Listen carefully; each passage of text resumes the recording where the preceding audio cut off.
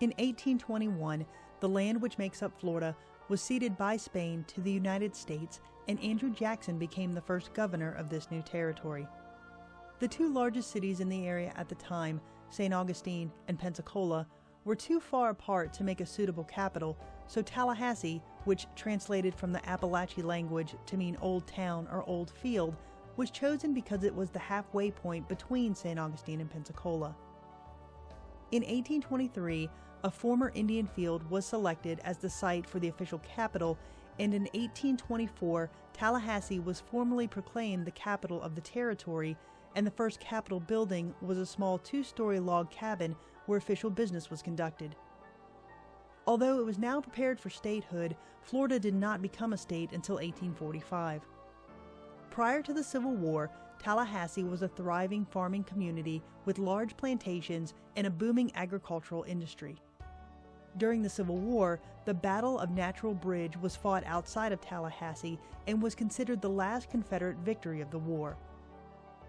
Tallahassee was the only Confederate state capital east of the Mississippi not to be captured by Union forces, as well as the only one not to be burned.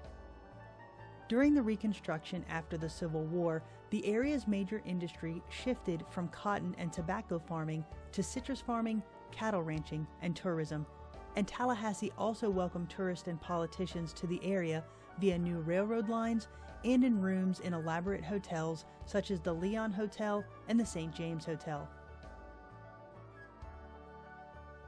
Besides tourists and politicians, Tallahassee, which is located in Leon County, also started welcoming students into the area. Since the mid-1800s, Tallahassee has been known as a college town. In 1843, the Tallahassee Female Academy was founded, and in 1854, the Florida Institute, along with two seminary campuses, were also opened. All of these schools eventually became a part of Florida State University, which is the city's largest college, and additionally, Tallahassee is also home to Florida Agricultural and Mechanical University. Today, Tallahassee is still known as the political center of Florida, as well as the home of the Florida State Seminoles, but it also is a town that embraces its southern charm and historical past. Approximately 20 miles east of Tallahassee sits the small, quaint, southern town of Monticello, Florida, which is the county seat of Jefferson County. The county itself was named for Thomas Jefferson, while the town of Monticello was named for Jefferson's Virginia home, Monticello. In 1852, the Jefferson Academy School was opened, which was the first brick schoolhouse in Florida. Much like Tallahassee, Jefferson County was also prosperous before the Civil War due to the cotton industry. However, after the Civil War, the farmers struggled due to loss of cotton profits. In the early 1880s, farmers began growing watermelons, and almost 40 years later, Jefferson County was producing 80% of the world's supply of watermelon seeds, becoming the watermelon seed capital of the world. Pears, pecans, and lumber were also profitable for farmers in the county until the mid-1920s. Another interesting crop harvested in Jefferson County was tung, a blooming tree whose nuts produces tung oil, considered to be the world's finest quick-drying paint oil and used in such things as varnish, linoleum, and printer's ink. Tung was introduced into the United States in Jefferson County in 1906, and by 1950 there were over 12,000 acres of tung trees producing over 17 million pounds of nuts each year. This made Jefferson County one of the largest producers of tung in the United States. However, in the 1970s, the commercial necessity for tung diminished as it was replaced by soybean oil. A heroic native son of Monticello was Ernest Boot Thomas, who was one of the first Marines to raise the first American flag over Iwo Jima in 1945. That flag was considered too small to be seen over the island, so a second flag was raised just hours after the first, and that raising became immortalized in history. Ernest Thomas was killed in action 8 days later at the age of 21. Today, the town of Monticello embraces its small town, Main Street, USA feel. The Jefferson County Courthouse sits in the middle of the town, and its nearly 2,400 residents, its 11 nationally recognized historical buildings, and numerous landmarks all combine to make a true ensemble of Southern charm. With the rich historical past of both Tallahassee and Monticello comes legends and lore that have withstood the test of time. Within Tallahassee, two of the most interesting legends can both be found in cemeteries. Within the boundaries of Tallahassee's Oakland Cemetery sits a mausoleum that is as mysterious as the man who built it. Little is known about the life of Calvin C. Phillips.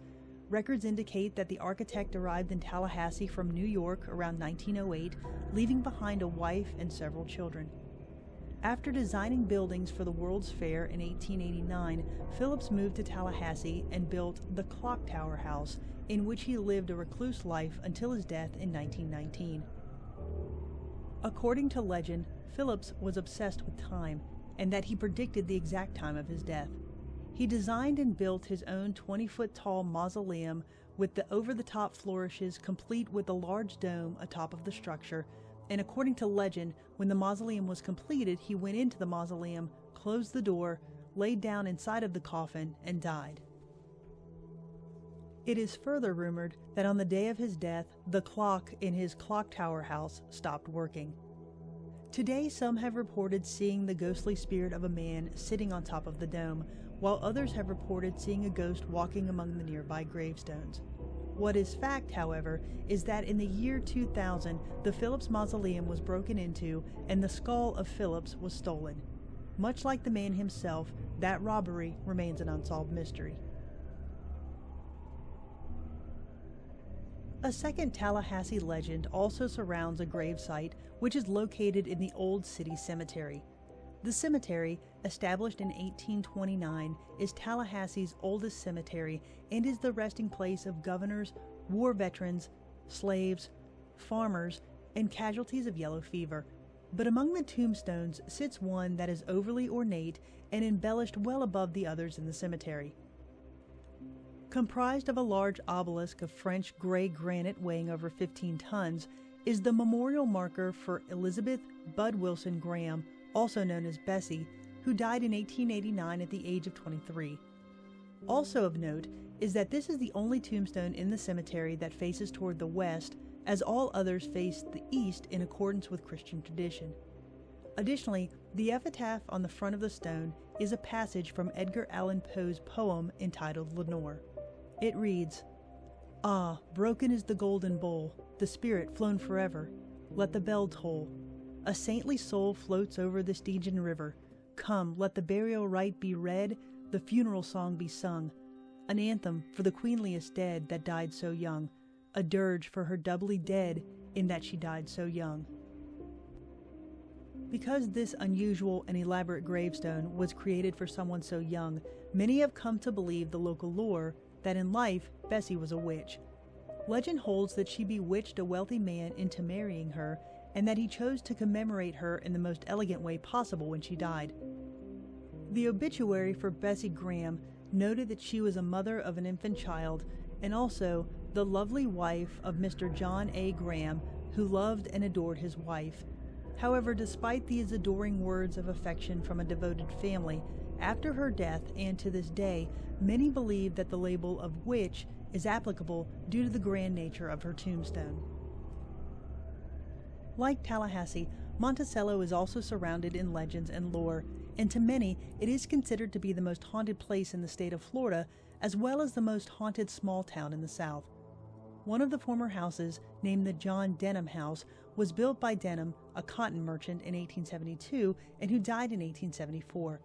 The house is now a bed and breakfast, and it has been ranked by USA Today as one of the top 10 places to sleep with a ghost. Reports of paranormal activity occur within the Blue Room, in which the spirit of Sarah Denham is said to appear in a rocking chair. The spirit of John Denham himself is reported to have been seen in the large cupola that sits atop of the house. The Daffodil House is another house turned bed and breakfast, which also has claims of ghostly activities, and the owners embrace those paranormal claims. Built in 1897, the haunted legends of this house includes the lights turning on and then off, music being played in empty rooms, and the apparition of a woman in white walking in the halls. Finally, legends also surround the Perkins Opera House, which is a part of the Perkins block that was built in 1890 by John H. Perkins. The first floor of the building originally included a general store, a farm supply store, and a hardware store, while the second floor operated as an opera house which hosted theatrical and musical performances.